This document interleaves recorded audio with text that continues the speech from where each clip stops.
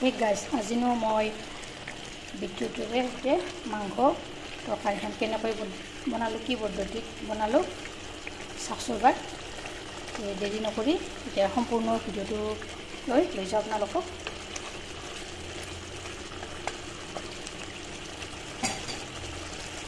এই গাইজ আজি আপোনালোকৰ মাজলৈ লৈ আহিছোঁ মাংসৰ অন্য এটা ৰেচিপি আৰু মাংস 500 গ্ৰাম লৈ আহিছোঁ। আজি মাংস বনাম কেৰেটি এয়া ইট এনেদৰে মই লৈ লৈছোঁ। চাৰিশ ভিডিঅ'টো সম্পূৰ্ণভাৱে আৰু স্কিপ নকৰাকৈ অলৰেডি মই কেৰাহী গৰম হ'বলৈ দি দিছোঁ, তেলখিনিও দি দিছোঁ।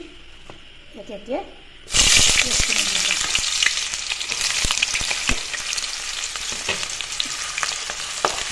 পিঁয়াজখিনি অলপ বঢ়াই ল'ম। এনেদৰে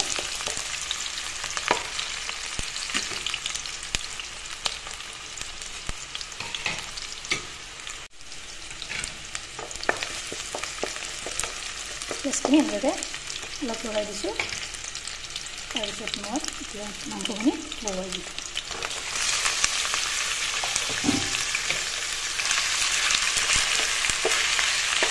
মাংসখিনি এনেদৰে তলপাল কৰি মাৰি দিছোঁ।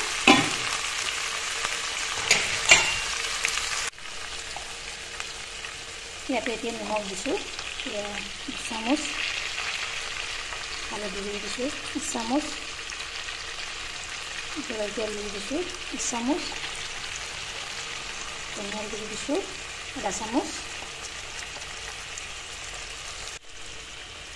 আৰু দিছোঁ জিৰা গুড়ি। এইখিনি এতিয়া মই অলপ কৰি লগাই দিম মাংসখিনি। এতিয়া মই মাংসখিনি এনেদৰে কৰি লগাই দিছোঁ। এয়া বিটখিনি মই এনেদৰে সৰু সৰুকৈ কাটি লৈছোঁ। এয়া মিক্সি জাৰ এটাত পিচি ল'ম। এইফালে পিচিম আদা নহৰুখিনিও একেলগে। এয়া দেখিছেনে কেইমিনিটমান যোৱাৰ পিছত এয়া মাংসৰ পৰা পানী ওলাব ধৰিছে। ইয়াতে এতিয়া মই পিচি থোৱা এয়া নহৰু দিম।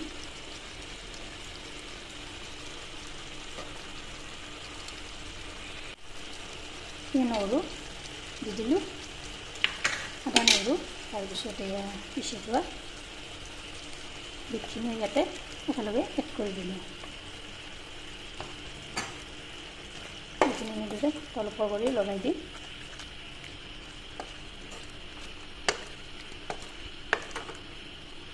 এনেদৰে এবাৰ আপোনালোকে বনাবচোন, খাই যে কি সোৱাদ হয় নহয় আৰু হেল্ডিও হয়। এইখিনি মই এনেদৰে এতিয়া ৰাখি দিম কেইমিনিটমান সময়। এই পানীতে মাংসও সিজিব, আপোনাৰ বিটখিনি আকৌ ধুনীয়াকৈ গোন্ধখিনি নাইকিয়া হৈ যাব।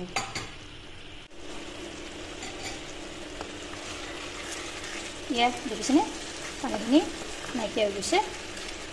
এতিয়া মই এই মিক্সিৰ জাৰটোতে অলপ পানী এড কৰি দি ইয়াতে দি দিলোঁ। এই পানীখিনিতে দিলে হ'ব, এক্সট্ৰা আৰু পানী দিব নালাগে বেছিকৈ। খুবেই হেল্ডি হয় এই ৰেচিপিটো। ইয়াত প্ৰটিন, কেলছিয়াম গোটেইকেইটা উপাদানে পোৱা যায়, ভিটামিন পোৱা যায়। এইখিনি মই এতিয়া ভালদৰে 5 মিনিট সময় উতলিব দিম। ইয়াত প্ৰায় 10 মিনিট সময় উতলালোঁ মই। ইয়াতে এতিয়া মই 1 চামুচ চিকেন মছলা দি দিলোঁ। এইখিনি অলপ কৰি লগাই দিলোঁ। চিকেন বনালে চিকেন মছলা দি ব্যৱহাৰ কৰিব লাগিব, তেতিয়া খাবলৈ সোৱাদ লাগে। এইখিনিতে ভিডিঅ'টো ভাল পালে লাইক কৰিব, শ্বেয়াৰ কৰিব, কমেণ্ট কৰিব, আৰু মোৰ চেনেলত যদি নতুনকৈ আছে চেনেলটো ছাবস্ক্ৰাইব কৰিব, লগতে ফেচবুক পেজত ফ'ল' কৰিব। ধন্যবাদ। জয় আই অসম। এয়া হৈ গ'ল, মই নমাই থৈ দিলোঁ।